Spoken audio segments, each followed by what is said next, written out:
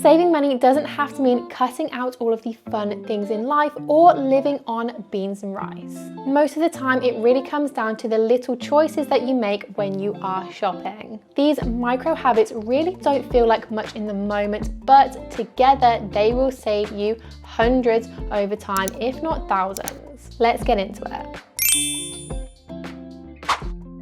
Impulse buys are fun in the moment, but they are the fastest way to drain your bank account. Instead, save the item into a price tracking app or a browser extension that alerts you when the price goes down. Not only will you usually end up paying less than you originally thought you would, but honestly, you'll probably forget that you even wanted this thing in the first place. And either way, you win less wasted money and less clutter.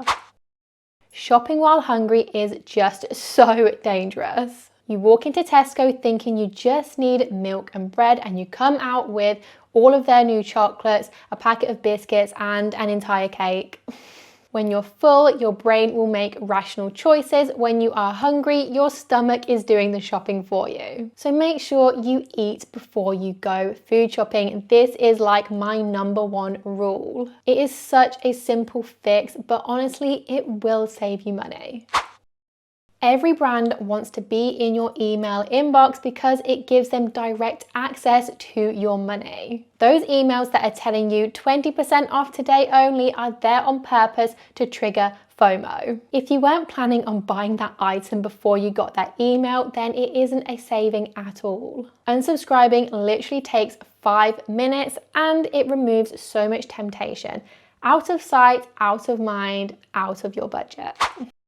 Buying in bulk can be amazing and save you a lot of money, but only if you do it right. The key really is to stick to things that you know you will use up and things that you personally use regularly. Maybe for me, that would be rice, pasta, baked beans, chopped tomatoes. These are always going to be cheaper per unit when you buy them in a larger quantity, and they are going to be things that don't go off very fast. Where some people go wrong is they buy in bulk perishable items. Fruit and veg, even cheese, things like this, you really don't need to be buying in bulk because they're going to start going off before you can actually use them, unless you want to put them in your freezer, but then, you know, the quality might not be the same. So really, if you are buying things in bulk that are just going to end up being thrown away, then you are definitely not saving any money. Buying in bulk should save you money, not create any waste. So many products are actually the exact same thing in different packaging. Things like certain medicines like paracetamol, cleaning products, basics like flour and oats. The difference is often pennies in production, but pounds in price. Swapping just a handful of items to store brands can save you a noticeable amount on your weekly shop. And 9 times out of 10, you will not notice a difference in the taste at all. Now this sounds so tiny, but honestly it is one of the biggest wins. Grabbing a bottled drink every time you leave the house honestly feels like nothing because it's probably only going to be £1.50 to £3, but suddenly you have spent £10 this week just on bottled drinks. Just carrying a reusable water bottle out with you is going to save you so much money. This is one of those micro habits that will pay off massively in the long run. Seasonal shopping is one of the oldest tricks in the book. Strawberries in the summer are cheap and they taste amazing, but strawberries in December, triple the price and half the flavour. If you stick to what's in season, you will get better value for money and fresher food. And don't forget to have a look at the reduced section because you could find an absolute bargain there. I don't know about you, but contactless has absolutely ruined my life. It feels like I'm not spending any money because you can literally just tap and go. When you are physically handing over cash, it feels a lot different. You actually see your money physically leaving your hand and it kind of sparks something. And honestly, it really makes me think twice about what I am buying. Try giving yourself a set amount of cash for food or fun spending for the week. Once it's gone, and you will naturally spend less without even trying.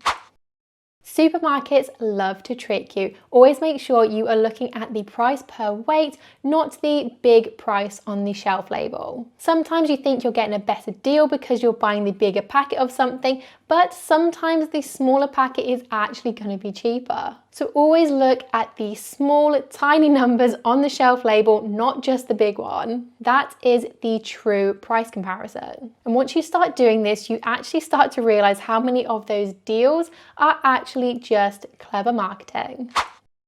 So you just pop in for milk and then you end up leaving with milk, bread, chocolate crisps, and a random candle that you didn't even need. That is the danger of the top-up shop. The best way to do this is to just do 1 or 2 food shops a week and make sure you are buying exactly what you need. This also kind of forces you to use what you actually already have at home, because chances are you can make meals out of things that you already have. Fewer trips to the shops means fewer chances to spend your money on things that you don't need.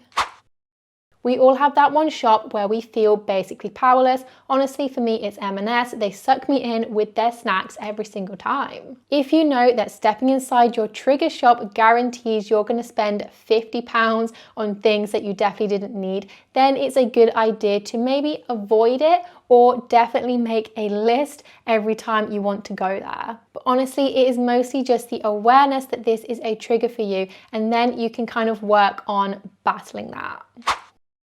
If you're shopping online anyway, then you may as well earn a little bit of cash back. Cashback apps and websites give you a small percentage of your purchase back, and it adds up over time. It is literally free money for buying things that you were already going to buy anyway. My only rule is don't let the lure of cashback convince you to buy things that you weren't going to buy already. Do you really need to own an electric drill if you are only going to use it once? Do you need a brand new dress for that one special occasion? Probably not. So honestly, it is such a good idea to just borrow things that you are only going to use once, or maybe swap it for something that you already have. It saves money, it saves space, and honestly, it's quite fun to share things with other people. We live in this culture that tells us we need to own everything ourselves, but honestly, you really don't. Food waste is basically money waste. So before you go shopping, spend 5 minutes literally looking through everything in your fridge, in your freezer, and your cupboards. What do you already have? What might be close to going off? I once found like 3 tubs of hummus in the back of my fridge because I kept forgetting that I already had one in there. A really quick audit of your own kitchen just stops you from buying duplicates and helps you plan meals around what you already have and what you need to use up. This mindset shift is honestly a game changer. Don't just look at the price tag, look at the cost per use. Buying a £200 coat that you wear 100 times means the cost per use is only £2. But buying a £50 dress that you wear once means the cost per use is £50. Suddenly, the more expensive option is actually the bargain. It honestly just depends how much use you're going to get out of it. So this mindset honestly just helps me make smarter choices with what I am buying. So these aren't huge, scary changes. They are just small little shifts in the way you shop that will add up in a big way. Maybe just start with 1 or 2 that you could implement this week and see how you get on. Please let me know in the comments which one you struggle with the most. Please like this video if you liked it and subscribe for more videos on living well for less.